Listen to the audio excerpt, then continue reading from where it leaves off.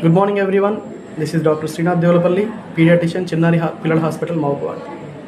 చాలామందికి హాస్పిటల్కి వచ్చిన తర్వాతకి అడిగే ఫ్రీక్వెంట్ క్వశ్చన్స్లో ఒకటి, మా పిల్లగాడికి కర్డ్ తినడం వల్ల నంజు వచ్చిందండి, బనానా పెట్టడం వల్ల నంజు వస్తుంది,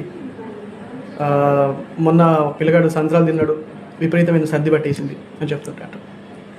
బట్ మీకు ఒక విషయం తెలియాలంటే ఇది ఒక పెద్ద మిత్. మీకు అర్థం కావాల్సిన విషయం ఏంటంటే వీటికి నంజుకి ఎటువంటి సంబంధం లేదు.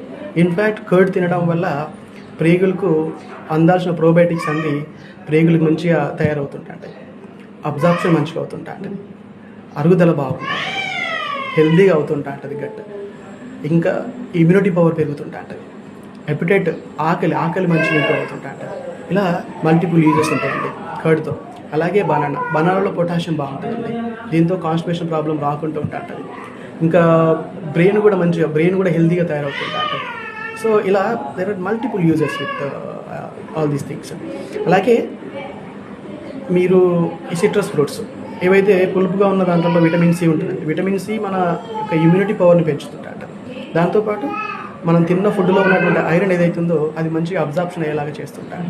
కాబట్టి ఇలాంటివన్నీ పెద్ద మిత్ అండి, ఇలాంటివి ఎటువంటి నమ్మకూడదు. Definitely you can definitely give to the child. Thank you.